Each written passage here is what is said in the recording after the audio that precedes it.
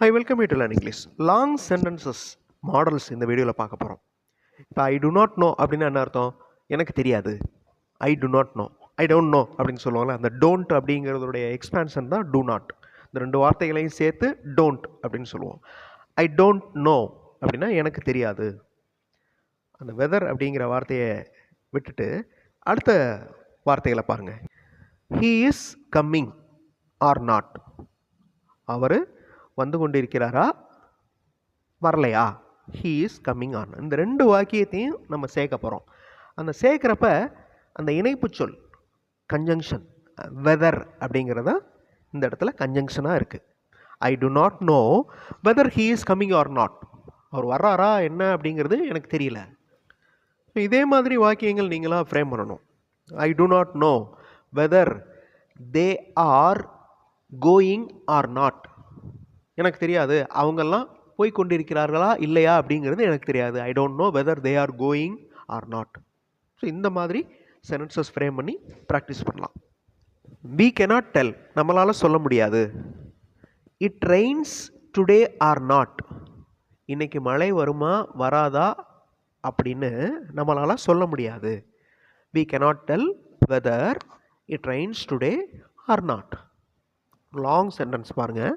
So அந்த weather அப்படிங்கிறது இப்படி இருக்குமா அப்படி இருக்குமா, இந்த மாதிரி ப்ராபபிலிட்டி, இது ஒரு conjunction. we cannot tell whether it rains today or not. இதில் இன்னொரு கன்ஜங்ஷன் இருக்குது பாருங்கள். ஆர் அப்படிங்கிறதும் ஒரு கன்ஜங்ஷன் தான். ஓஆர். யூ மஸ்ட் ட்ரை, நீ கண்டிப்பாக ட்ரை பண்ணணும். You must try whether it succeeds or not, இது ஜெயிக்குதோ ஜெயிக்கலையோ, வெற்றி பெறுதோ வெற்றி பெறலையோ, யூ மஸ்ட் ட்ரை. மஸ்ட் அந்த T silent. So must try, you must try whether it succeeds or not, வெற்றி அடைந்தாலும் அடையாவிட்டாலும் நீங்கள் முயற்சி செய்ய வேண்டும். அந்த மஸ்ட் ட்ரை அப்படின்னா கண்டிப்பாக அப்படின்னு அர்த்தம், கட்டாயமாக. You must try whether it succeeds or not. He wants to know whether the show begins or not. He wants to know, காட்சி ஆரம்பித்து விட்டதா இல்லையா என்பதை அவர் தெரிந்து கொள்ள விரும்புகிறார். He wants to know whether the show begins or not. இப்போ இந்த வெதருக்கு பதிலாக ஆர், இதுவும் ஒரு கன்ஜங்ஷன். ரெண்டு சென்டென்சஸை கனெக்ட் பண்ணும். I want to have this one or that one, எனக்கு இது வேண்டும் இல்லைன்னா அது வேண்டும். I want to have this one or that one. They will stay here or in hostel, அவங்க இங்கே தங்குவாங்க இல்லைன்னா விடுதியில் தங்குவாங்க. They will stay here or in hostel.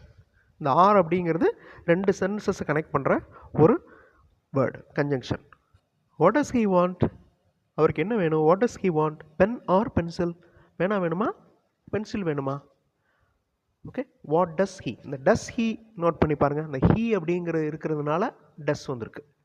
அதுவே தே அப்படின்னு இருந்துச்சுன்னா வாட் டூ தே வாண்ட் அப்படின்னு கேட்கணும். You go directly to that place by train or flight. நீங்கள் டைரெக்டாக அந்த இடத்துக்கு போகலாம், ரயிலில் போகலாம் இல்லைன்னா விமானத்தில் போகலாம், ஃப்ளைட்டில் போகலாம். You go directly to that place by train or flight.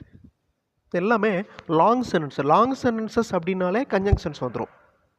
Okay, maximum சென்டென்சஸில் கன்ஜங்ஷன்ஸ் அப்ளை ஆயிரும். ஸோ கன்ஜங்ஷன்ஸ் பற்றி செப்பரேட்டாக ஒரு வீடியோ இந்த சேனலில் இருக்குது, அதையும் பாருங்கள். அடுத்த வீடியோவில் இன்னொரு இன்ட்ரெஸ்டிங்கான டாப்பிக்கோட பார்க்கலாம். தேங்க்ஸ் ஃபார் வாட்சிங் and thanks for your valuable comments.